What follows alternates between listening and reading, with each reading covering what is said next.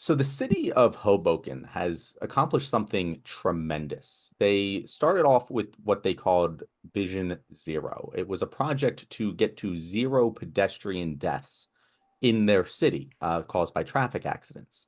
And they accomplished that. And not only did they accomplish that, they hit a new milestone this year. And they've now gone 7 years without a single pedestrian death in the city of Hoboken.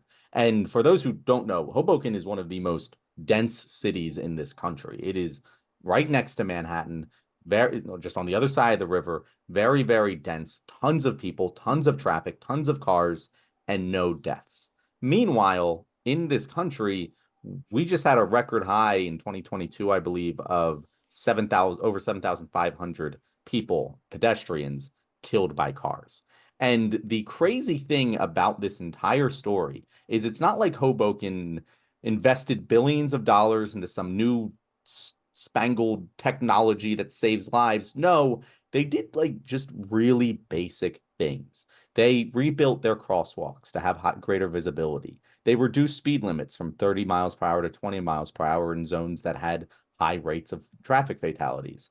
They implemented guards for their bike lanes, so less bikers were getting hit on the roads. These are very, very simple solutions that Hoboken used, and they used it to the greatest possible effect. They literally eliminated traffic deaths, which is a good thing, worth celebrating. Great job, Hoboken. But it also means that those 7,500 people dying in 2022 and the thousands that will continue to die every year in pedestrian traffic accidents, those aren't accidents. That's a policy choice that every city is making because every city in this country can implement the kinds of things that Hoboken did. If Hoboken can do it with one of the highest density rates in the country, everywhere can. And so I think that is something that it warrants more discussion because these are, 7,500 people. That's what, three 9/11s worth of deaths that are happening every year that could be solved by just driving 10 miles an hour slower and putting a guardrail on a bike lane. It's not that complicated. So why aren't we doing it? That's the question I'll throw to you first, TJ.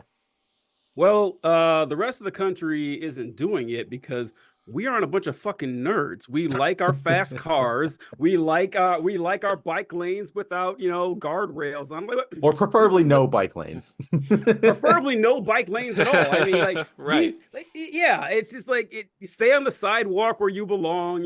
Stop, getting in the way of real vehicles. It's just like this is the nanny stateification of America. Like, people want to have fun. They don't want the government telling them what to do. And I don't know. I miss the days when, bicyclists, for example, or people riding motorcycles didn't have to wear a suit of armor because the state tells you need a helmet and a leather jacket and stuff.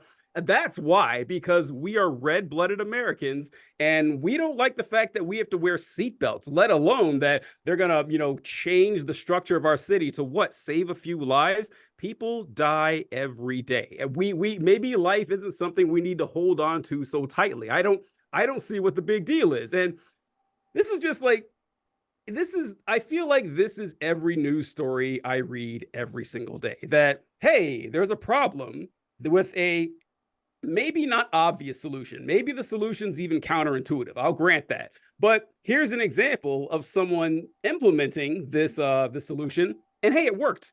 How about we try it somewhere else and then just reject it? I right off the bat, no chance is going to work. They'll come up with every excuse possible except trying to save lives. And I was thinking about this, how when you construct cities a certain way, you pretty much guarantee X number of people will die.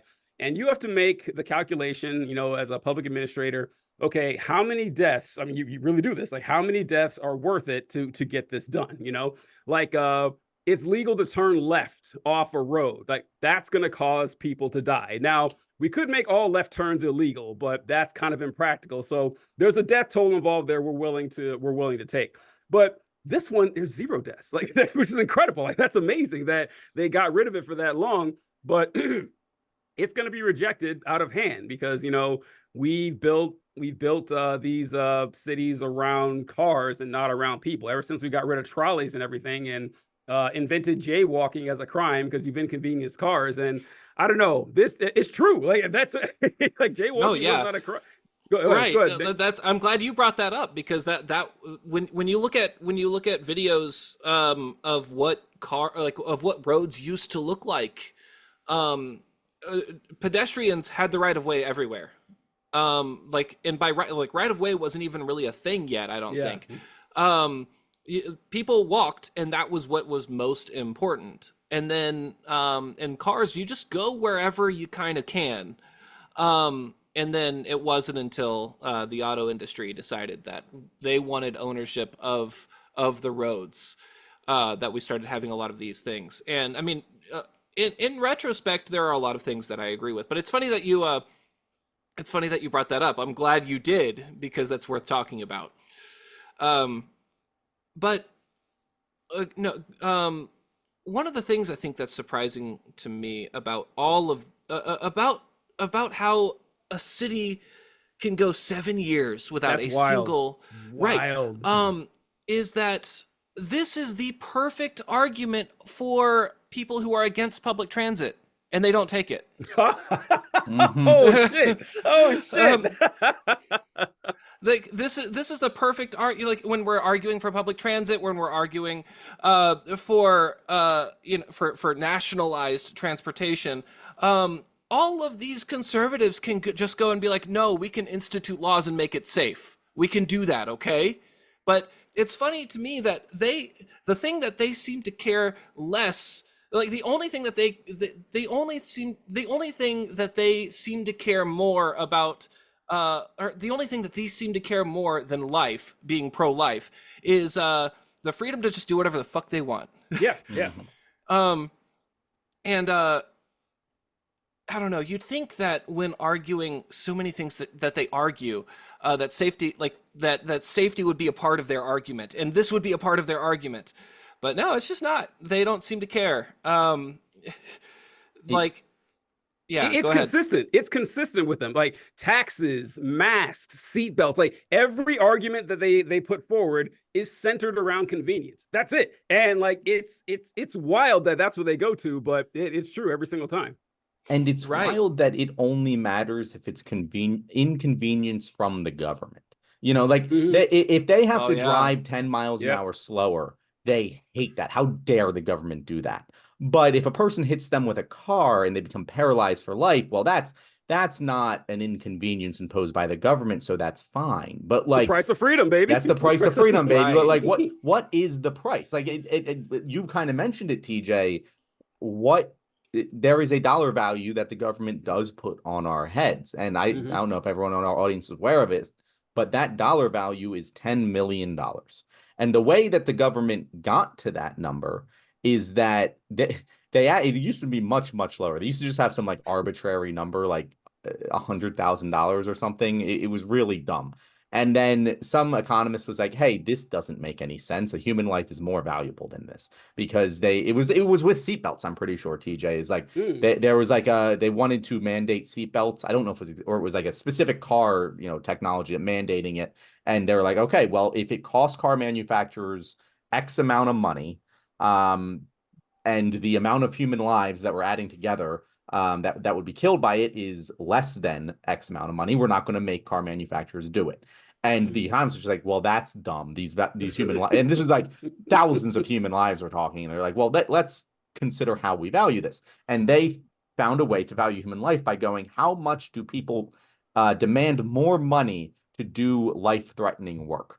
Mhm. And looking at the comparison of lumberjacks, firefighters actually probably wasn't involved because that's a different thing, but police officers, construction workers, what is the extra value that they're getting in their salary for the extra amount of risk they're taking on their life? They do a bunch of, calculations and they go, okay, it seems to me that the average value that someone values their life at is about $10 million. And so that's what we're going to apply going forward. So that was like decades ago. And that number hasn't been updated since. So the value of our lives has been decreasing in the eyes of the government. But the important thing to consider here is even with that low estimate, if you just use that low estimate of $10 million for a human life, multiply it by 7,500, that's $75 billion a year that we're losing because people want to drive 10 miles an hour faster. I feel like that is an argument you could make very clearly to even normie conservatives, and they'll go, yeah, no, that doesn't seem to be worth it, right? Like that has to be a winning argument, right? Maybe I I'm don't giving know, them too much man. credit, I but I don't feel know. like that No, should be I don't know the about that. fiscally conservative mindset should be like, yeah, no, that doesn't make sense. I think a lot of the conservatives that I've talked to, especially on the libertarian front, think that it's still their choice, even when it comes to saving money. If they're required to save money, they don't have to. And so when you put a price tag on human life and you say that, this is how much money you'd be saving with that human life price tag, I think most of them would still just be like, well, I can still do whatever I want to, even if it's a bad decision. Yeah, I'm not convinced they would buy it because I mean we have so many arguments where we can make that same thing, like universal health care and stuff, for example. Like every position we have is the Yes. fiscally responsible one, and they turn it down every single time. Right. Yeah. I'm sorry. Go ahead. No, please. No, universal healthcare is the perfect one because we find out when we actually do the calculations that we'll be saving, we'll all of us will be saving money if we go the universal healthcare front. And there's a lot of people who still think, no, it's my personal choice to spend more money. But yeah, go ahead. I'm sorry, I interrupted you. It's because it's not even about like utility to them. Like we were saying, like it's all about convenience and ease. And the government can't tell me what to do. And it's like they're like 4-year-olds. It's like it's all circled around, how I personally feel about it. And libertarianism, I always make fun of it because like it's such a meaningless or useless philosophy in economic. It's hard to even call it an economic theory because there's just nothing. No, it's There's not a nothing. theory. It's not. Yeah, it's like I call libertarianism astrology for dudes. That's what I refer to it as because it's just it's complete nonsense. It doesn't there's no logic to it at all. But at least with astrology, it's pretty much harmless. Like, you believe that a Pisces and an Aries are different somehow, or whatever. But, libertarians actually, vote to craft policy off this stuff. And it's, I thought about this, but what's weird that we all have a little bit of this in us. And I caught this sometimes when you ever see those tiny European cars? They look like Lego cars, like you can fit 1.5 people in it. And I read about them years ago and how, you spend $10 to fill it up and that tank lasts you for 3 months or whatever. And, it's cheaper, it's easier to park. There's very few downsides to having a car like that. And I would never buy a car like that. I would never buy it in a million years. And I made a joke once talking about like, man, it's a weird catch-22 if like you're a really young man. Like if you're like a guy and you're like 20, 21 and you don't have a lot of money, you're like, oh, that'd be a good car for me. But good luck getting laid with a car like that. I'm just saying, like, good luck, buddy. Like I'm telling you, like she's gonna see you pull up and that, like, so there's a little bit of that in all of us. And if the government started mandating that I had to get rid of my truck and I had to buy one of the cars, I would be kind of annoyed by that too. So we're just like, more evolved libertarians in a way, but they focus on like the most meaningless nonsense stuff. And I don't get it, but that's just, who millions of people are, unfortunately. It's funny, TJ. I also wouldn't buy that car, but if I lived in Europe, I would be more likely to buy that car because one of the Right. main True. Good reasons I point. Good wouldn't buy point. that car is Good because I point. don't want it on the road with a 3,000-ton Ford F-150. Yeah, I don't know true. how That's expensive. the thing. I don't know Good how point. heavy it is, but but like I would feel unsafe when I ride I ride my bike all the time. I have an e-bike. I ride around Philadelphia. It's great, but like when I'm sitting next to a big truck that like clearly can't see me, I'm like, oh, if this guy just doesn't see me and turns, I'm dead.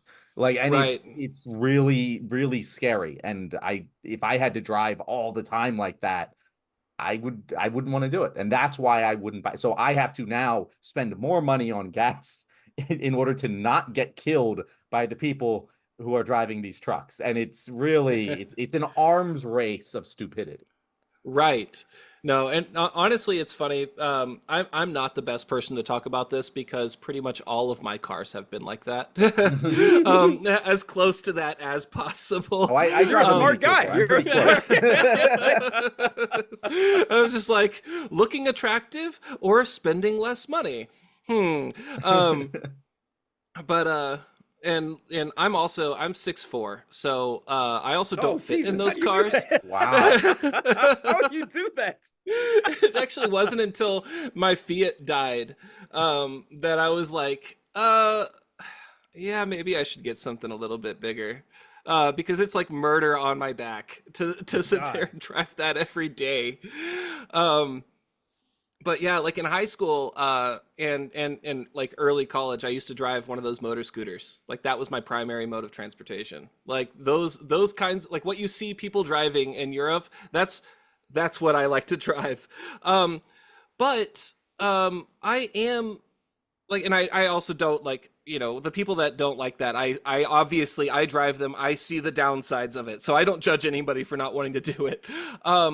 But one of the things that I think is fascinating, and it's you kind of brought it up a little bit with the upward spiral because we have to buy cars that are safer against these huge trucks. If we started mandating a lot of restrictions on them, then our cars would start getting smaller, and the attractive cars would start getting smaller as well. That's one of the things is if the average car is the size of a smart car or a Fiat or whatever, like if that was just like you buy your entry level car and that's what it was, then think about what an attractive car would look like. Right. It would be much smaller. And it would also be a lot cheaper and a lot more efficient. So I think if we started those mandates over the course of time, our judgment would change. Yes, yeah, it absolutely would, and it's just getting it, off the starting block that we're gonna have a problem with. It's kind of like you remember when a couple years ago when they started mandating energy efficient light bulbs? Remember how people lost their shit over Oh, yeah. light bulbs? They were going insane. And now, you can't find those old style light bulbs anymore. And guess what? The world didn't end. Everything's fine.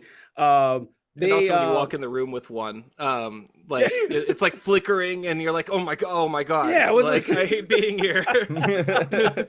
Weird ghost shit. Yeah. I remember, I don't know if you guys are old enough, but I remember when seatbelt laws started being implemented across I think it was in the mid 90s. I remember being when people were talking about complaint, because I mean the seatbelt law existed like in the 70s, but a lot of states didn't adopt it. And it took time for it to, maybe it was the 80s when they started going nationwide. And I remember people complaining all the time about having to wear, I mean, they still do today, but you guys, I'm sure you heard it, where people say, well, what if I'm trapped in my car and it's on fire and I can't get out from my seatbelt, the 1 in 10 million example and stuff. And people are just resistant to change. And even when things are better, the metric system's another good one. I think we tried to switch to the metric system in the Carter administration. I think it was somewhere around that time. And either Carter or early Reagan. It was somewhere around that time, late 70s, early 80s. Americans revolted, like to this efficient, clean system based on tens instead of, hey, there's 12 inches in a foot, there's 3 feet in a yard, there's 1,760 yards in a mile, there's 5,280 feet. It's crazy. It doesn't make any sense at all. If there's one thing that Americans hate, it's learning new things. Okay, switching to the metrics, that requires like a fraction of an amount of effort. Okay, we can't expect people to do that. Oh God, it is wild. But you're right. Well, if we could just force this, people would get used to it real fast. But the forcing part, we're not playing ball with it. We just don't. Also, I don't know if you guys have seen the videos of the people reacting to the laws about alcohol, like drinking alcohol while you drive. Yes, but yes. people were pissed, and it's so funny hearing their explanations. Like some of those interviews, like one of them said, like, pretty soon we'll be a communist country, and I'm like, that's. Huh. I saw that it's the clip. same arguments they keep making, like over and over again. I just like, wait, hold on. Not drinking alcohol is what it takes to seize the means of production? That's it. That's why the Russians failed. They couldn't stay away from the vodka. They had no chance, man. Like, get the hell out of here. This is not gonna happen. But I remember that clip, Nick. There was the girl who said that. She didn't look a day over 22, and there was like a baby in the car with her when she said, we can't drink in the passenger seat. In the passenger seat, there was a baby, and I was like, man, I first thought, I was like, okay, that baby is probably like 45 years old now, and a Trump supporter's like, if the baby didn't die in a car accident because his mom was drunk, because she apparently was bitching that she couldn't, and then there was an old man they interviewed too. He looked to be like his 50s or something. And they asked him about what he thought about the no drinking and driving law. And he says, I think it's ridiculous. You work 9-10 hours a day, and I figure you should have at least 2 or 3 beers on your way home. I was like, what? Now, if he's saying 2 or 3 beers, he's drinking 6 or 7 on the way home. And they were outraged. I thought this was America. You can't even drink and drive. So yeah, it's crazy, man. I'm glad you brought that up. That is a great example of this. All right, guys, you made it to that point in the show where it is basically over. You're just sitting here still listening. You probably are still cooking and haven't finished, haven't clicked off the show yet. But we very much appreciate that because that helps the algorithm. We have our excellent guest, Nick Powers, here. I've been a fan of Nick's for a long time. It was a coup to get him on the show, but I'll let him tell you guys where to find him because he makes some excellent content. Hey, yeah, thank you. I'm a huge fan of both of you as well. You can find me TikTok, Facebook, Instagram, and YouTube at that Nick Powers guy. It's the same everywhere. My novel, As the Pizza Burns, you can buy anywhere you buy books, especially online. Sometimes you can't find it in brick and mortar stores, but yeah, you can find it anywhere you buy books online. Hey guys, thanks a lot, man. We appreciate having Nick on here. It was fantastic. Be sure to go out there and find his book. Find our pages, follow us all. Like, share, subscribe, and if you don't follow us, we will find a way to follow you. So enjoy the rest of your evening knowing that.